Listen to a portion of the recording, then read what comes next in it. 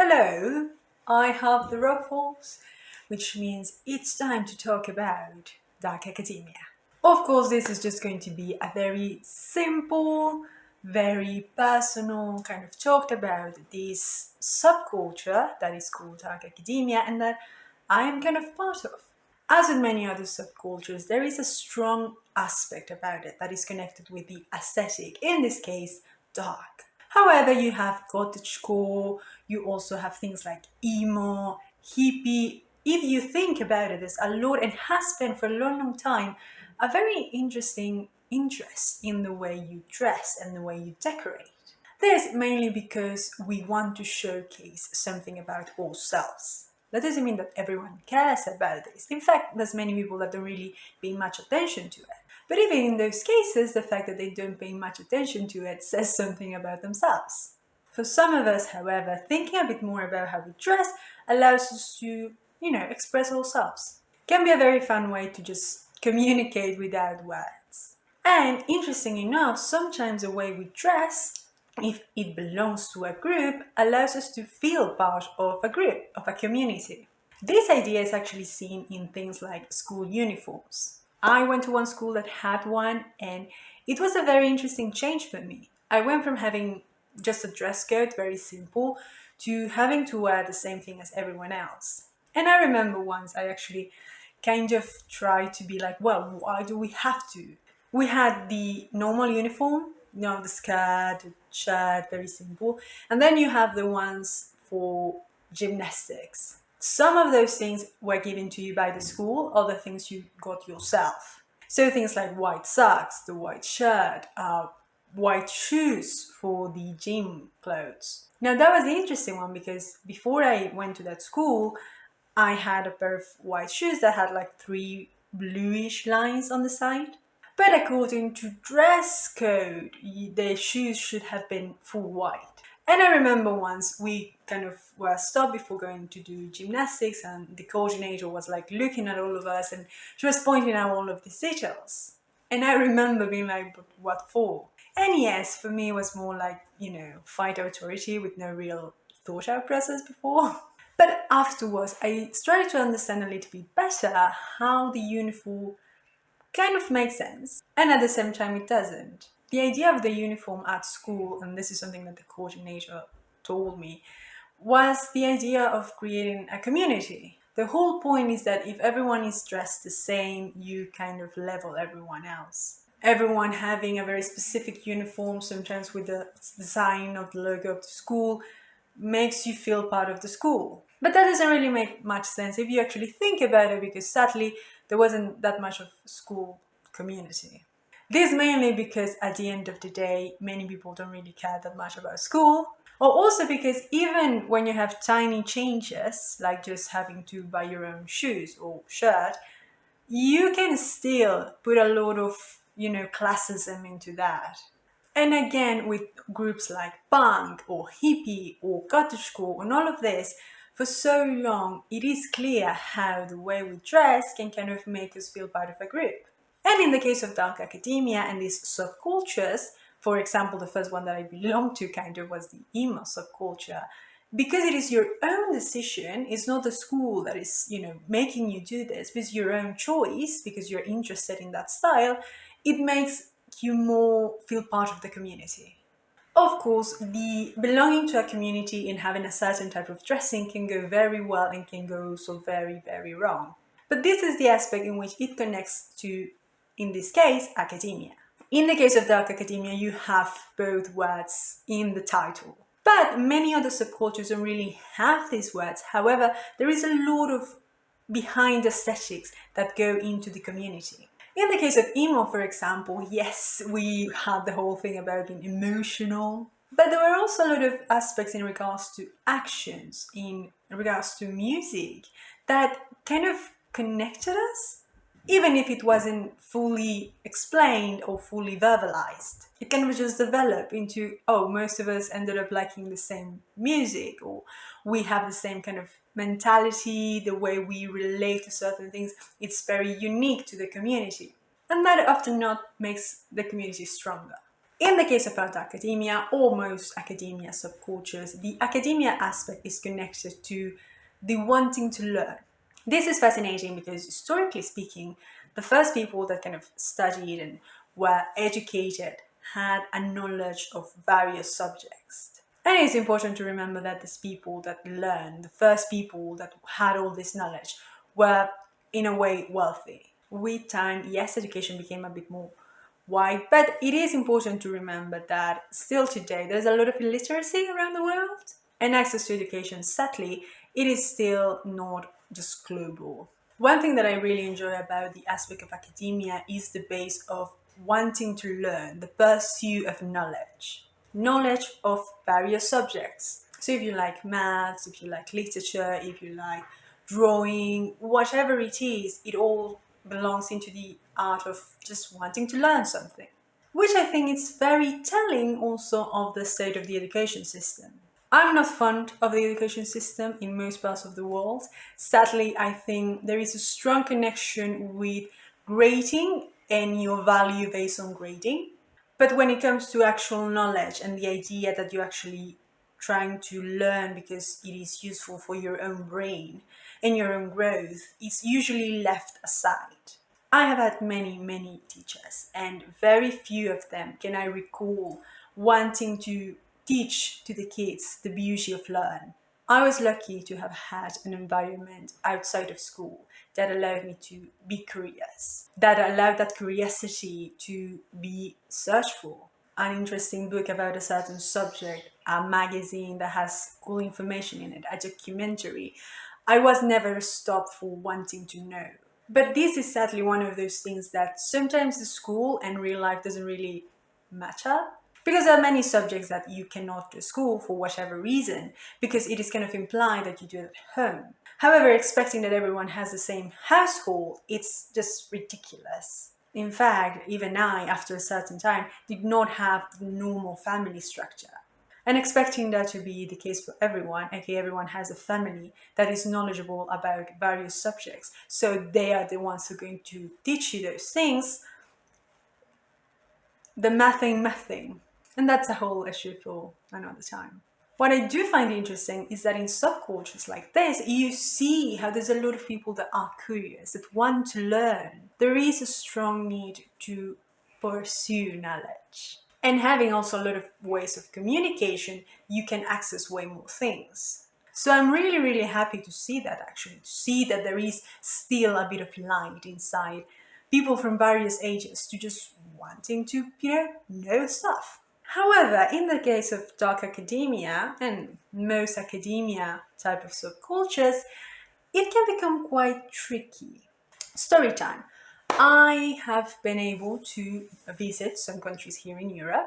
I am the type of person who likes the museum, I like the art gallery, I like to see the architecture, all of that. I'm a fan of that. When I went to Berlin and Paris, I visited with a relative.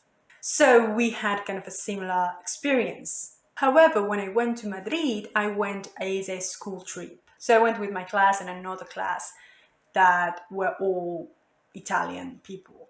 And it is here that it becomes a little bit more complex because my experience as an immigrant, as an extra communitary, aka I'm come from a country that is not part of the European community, it's really different. I cannot just go around nilly-willy changing countries, just going here and there. Especially when I take a plane, I need to go and share all my documents. Whenever I'm traveling, even if it's not by plane, I need to have all of my documents with me, and it's very risky if I don't have them. And not only that, one thing that sadly I have noticed is the fact that as an immigrant that comes from a country that doesn't have a very nice reputation, people change their ways. The moment they see the name, suddenly you have like, oh, let's research everything, let's control again, just for controlling, which is not nice, sadly happens. And it is something that, my Italian classmates cannot really understand. And in a way, I kind of get it. However, one day during this trip, we had a few hours, and with some friends, we decided to visit the Royal Palace.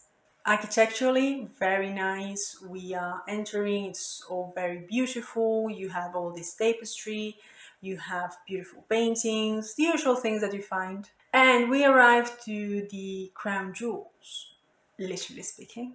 And I like jewelry, I really do. I think that there is a lot of fascinating and beautiful work in it. And I'm watching these crowns, these amazing things, and I noticed and I kind of realized that it doesn't really say, it says the materials like gold, like emeralds, but it doesn't say where do those come from.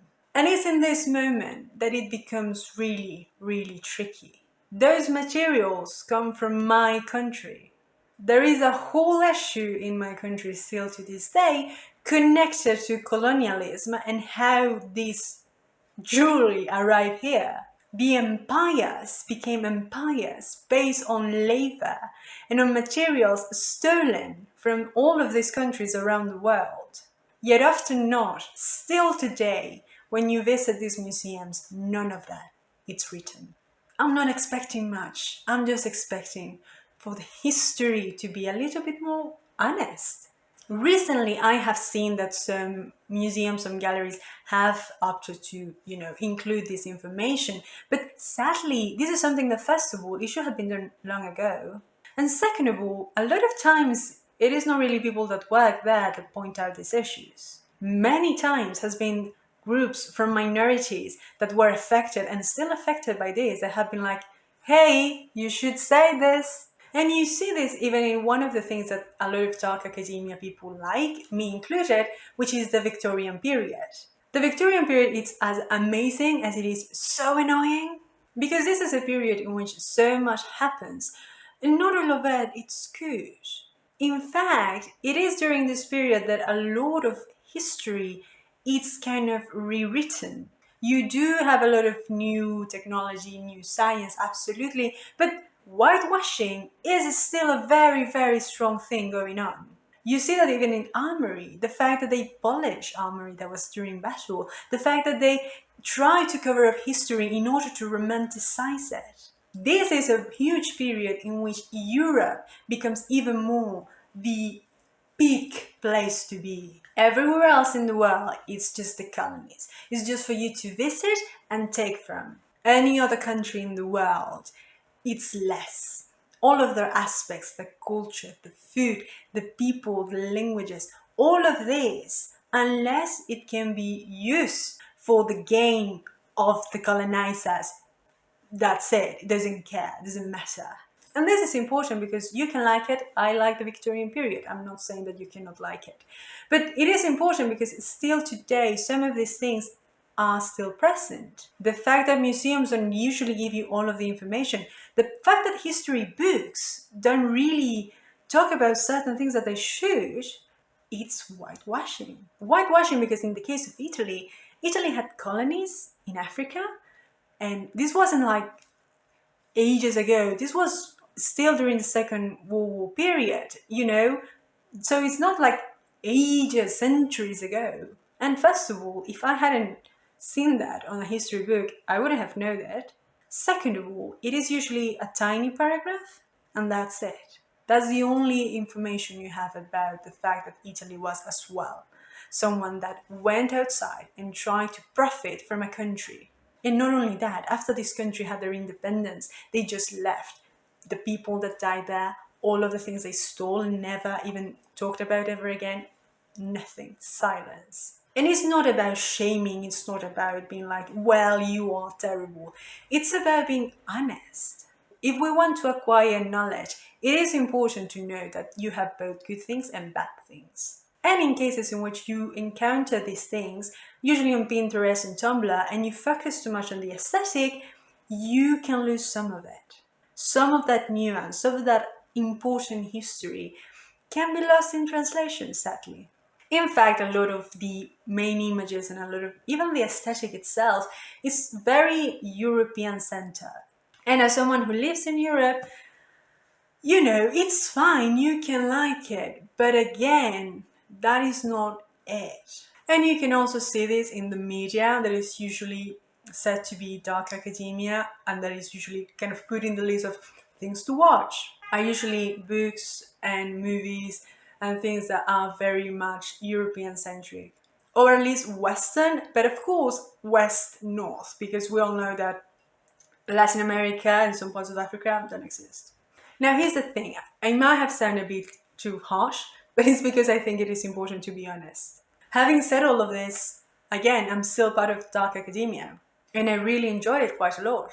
And when I started to go into like Reddit and the Discord server and social media in general, I was a bit afraid. I was a bit scared because I thought, am I going to find many other people from Europe that just like to feel their culture and their kind of whole thing it's better? Am I going to find people from other parts of the world that are just Eurocentric and they also believe that Europe is this amazing, perfect place? But I was actually very, very glad that I actually found way more stuff. I found way more diversity. Not only in the sense of people coming from various parts of the world, but also in their interests and the reasons why they got into dark academia. You have, yes, liking a certain aesthetic, you have your wanting to pursue knowledge, but you have also a wanting to pursue the aesthetic and the knowledge of the world. You have people that have interest in all sorts of things, and you have people that are so open to talk about their own culture. Don't get me wrong, you have a few bad apples here and there, once in a while, some of them rise. But in general, the community is one that I'm so into it that I'm making a whole video about it. In fact, if you want to join the Discord servers down below. We are social creatures. Even the most introverted of us, we at the end do thrive from the community. And when you have the possibility of choosing your own community, that helps everyone. Yes, there are certain cases in which, it can go wrong. But again, there's also a huge possibility of making a great help for both you and the rest of the people that you encounter. Sometimes I need information, and what better way to ask for people that maybe are directly interested in that. And at the same time, if someone has a question or is interested in something that I know, of course, just ask. That doesn't mean that everything is perfect. Like I said, there's a lot of complex things going on. Doesn't mean that I am friends with everyone. I don't know everyone.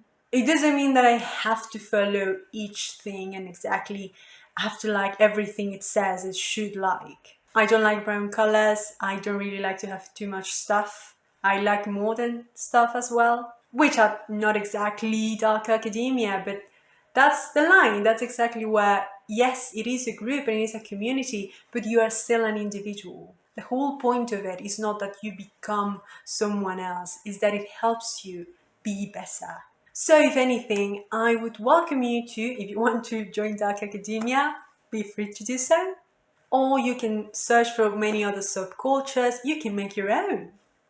I would just invite you to do some research, try to go a little bit deeper. If it's academia, especially that you're interested into, look a little bit more into the subculture itself. I know it can be hard, but I also feel that with the way communication goes now and how easy access we kind of have to the internet and to knowledge and to asking directly to people, come on, a lot can be done. The possibilities are endless.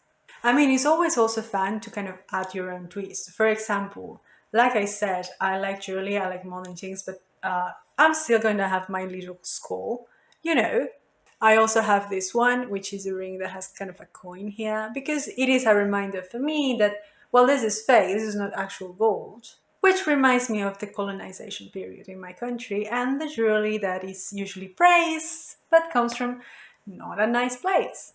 Anyway, these were my 2 pesos on the whole DA thing because, yes, I kind of like it and I wanted to talk about it. Now I'm going to have something to eat. Could you imagine if after this comes out I get kicked out of the community? Carpe diem!